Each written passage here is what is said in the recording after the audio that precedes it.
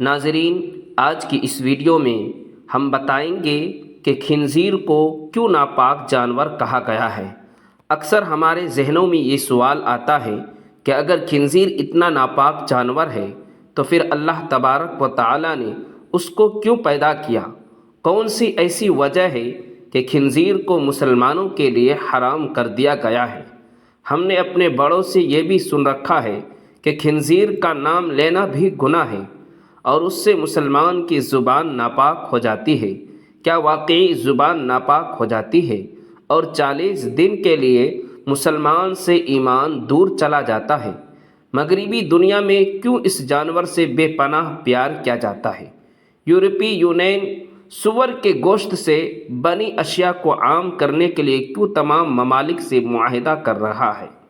معزز دوستو، یہی وہ سوالات ہیں جن کو آج کے دور میں جاننا سب مسلمانوں کے لیے ضروری ہو گیا ہے، اور یہ بھی ہے کہ جب حضرت عیسیٰ علیہ السلام نازل ہوں گے تو وہ سور کو کیوں قتل کریں گے؟ ناظرین گرامی، خنزیر وہ واحد جانور ہے کہ جس کو کبھی پسینہ نہیں آتا، جس کی وجہ سے اس کے زہریلے مادے خارج نہیں ہو پاتے، اور یہ عمر کے ساتھ ساتھ اس قدر زہریلا ہو جاتا ہے کہ اس پر جلد کوئی زہر اثر نہیں کرتا۔ یہ سبزی اور گوشت خور جانور ہے، لیکن بھوک لگنے پر دوسرے جانوروں کے ساتھ ساتھ اپنا فضلہ بھی کھا جاتا ہے۔ خنزیر کی پیدائش کا ذکر کرنے سے پہلے اس بات کا ذکر کرنا ضروری ہے کہ اس کو حرام کیوں کیا گیا۔ معزز خواتین و حضرات، اللہ تبارک و تعالی نے سورۃ الانعام کی آیت نمبر 145 میں ارشاد فرماتا ہے، آپ فرما دیں کہ میری طرف جو وحی بھیجی گئی ہے اس میں تو میں کسی بھی کھانے والے پر ایسی چیز کو جسے وہ کھاتا ہو حرام نہیں پاتا، سوائے اس کے کہ وہ مردار ہو یا بہتا ہوا خون ہو یا سور کا گوشت ہو، کیونکہ یہ ناپاک ہے، یا نافرمانی کا جانور ہو جس پر ذبح کے وقت غیر اللہ کا نام لیا گیا ہو۔ پھر جو شخص بھوک کے باعث سخت لاچار ہو جائے، نہ تو فرمانی کر رہا ہو اور نہ ہی حد سے تجاوز کر رہا ہو، تو بے شک آپ کا رب بڑا بخشنے والا نہایت مہربان ہے۔ معزز دوستو، اس آیت کے علاوہ سورہ مائدہ کی آیت نمبر 3، سورہ بقرہ کی آیت نمبر 173 اور سورۃ النحل کی آیت نمبر 115 میں بھی خنزیر کا گوشت کھانا اللہ تبارک و تعالی نے سختی سے منع کیا ہے۔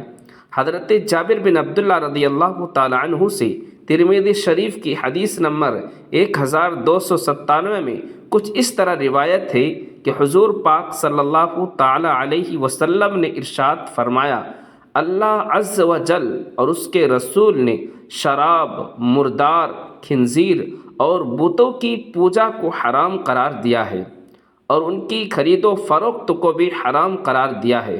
اب اس سوال کے جواب کی طرف چلتے ہیں کہ خنزیر حرام کیوں کیا گیا۔ ناظرین گرامی، ابھی جو قرآن کریم کی سورۃ انعام کی آیت نمبر 145 بیان کی گئی، اس میں اللہ تبارک و تعالیٰ نے خنزیر کے حرام ہونے کی وجہ اس کی ناپاکی بتائی ہے، یعنی خنزیر اس قدر ناپاک اور غلیظ جانور ہے کہ اس سے مسلمانوں پر حرام قرار دیا گیا ہے، اور یہ اس قدر بدبودار جانور ہے کہ مغربی دنیا نے اس کے جسم پر لگانے کے لیے مختلف قسم کی پرفیوم بنا رکھے ہیں جنہیں وہ خنزیر کے جسم پر ملتے ہیں۔ اگر وہ ایسا نہ کرے تو وہ خود بھی اپنا پالتو جانور کے پاس نہیں جا سکتے۔ معزز دوستو، آپ کو اگر کسی خنزیر کے پاس جانے کا اتفاق ہوا ہو تو ہمیں کمنٹ سیکشن میں ضرور بتائیے گا کہ اس سے کس قسم کی بدبو آتی ہے۔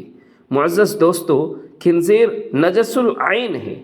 حضرت نوح علیہ السلام سے لے کر حضرت محمد صلی اللہ علیہ وسلم تک تمام انبیاء کرام خنزیر کو حرام قرار دیتے آئے ہیں، یہاں تک کہ جب حضرت عیسیٰ علیہ السلام نازل ہوں گے تو وہ بھی خنزیر کو قتل کریں گے، جو کہ اس بات کی نشانی ہوگی کہ خنزیر نجس العین اور حرام ہے۔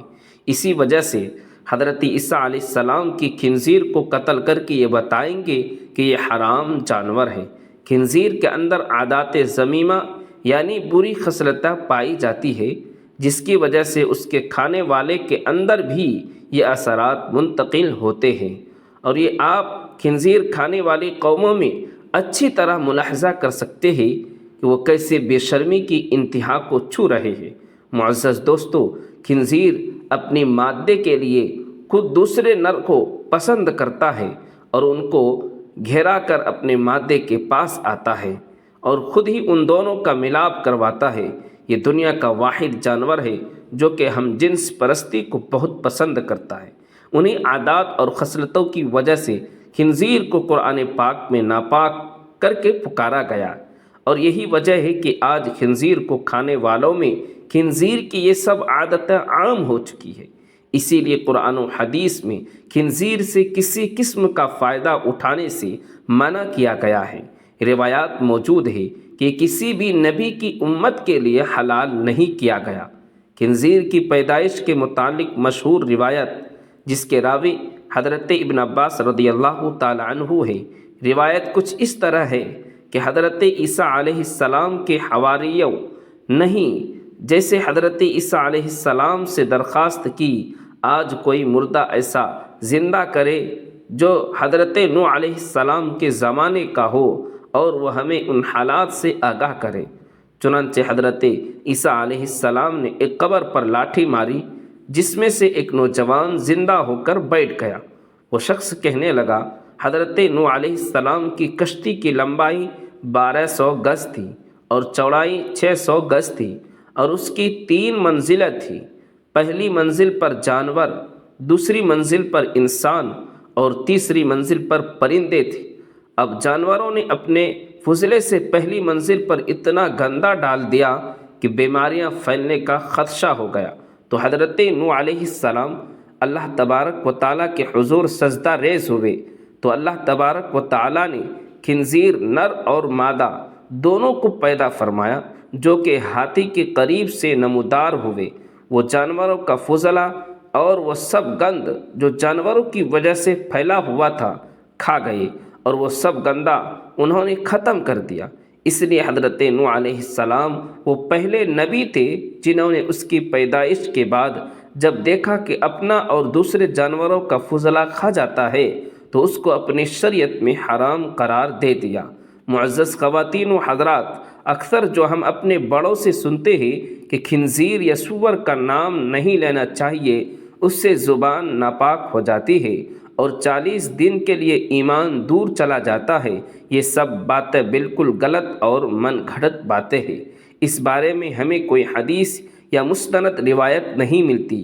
اس 40 دن ایمان کے دور رہنے والے بعد کی کوئی حقیقت نہیں، اور اب جدید سائنس نے بھی خنزیر کے گوشت پر تحقیق کرنے کے بعد اسے انسانی جسم کے لیے مضر قرار دے دیا ہے۔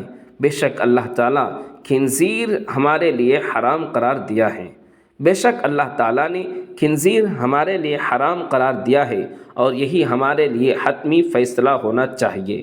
بطور مسلمان ہم خنزیر سے نفرت کرنی چاہیے اور اپنے بچوں کو بھی یہی تعلیم دینی چاہیے۔ اس کی شکل میں بعض اقوام کا مسخ ہونا بھی ثابت ہے، اور جس جانور کی شکل میں مسخ ہوا ہو وہ خبیث ترین جانور ہوتا ہے۔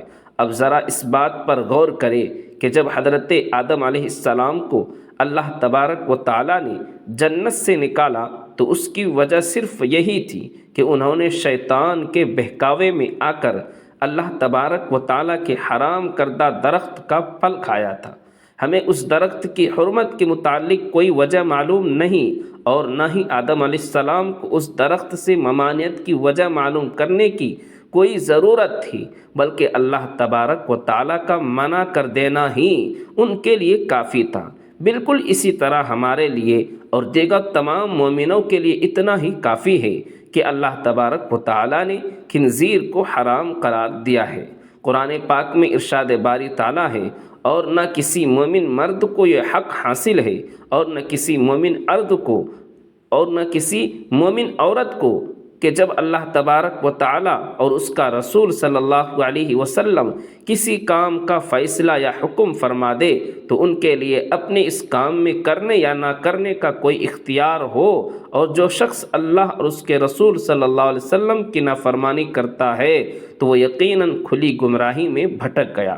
اللہ تبارک و تعالیٰ سے دعا ہے کہ اللہ تبارک و تعالیٰ ہمیں اپنی اور اپنے رسول صلی اللہ علیہ وسلم کی نافرمانی سے محفوظ رکھے، اور ہمیں اپنی زندگی اپنے حبیب صلی اللہ علیہ وسلم کے طریقے مبارک پر گزارنے کی توفیق نصیب فرمائے۔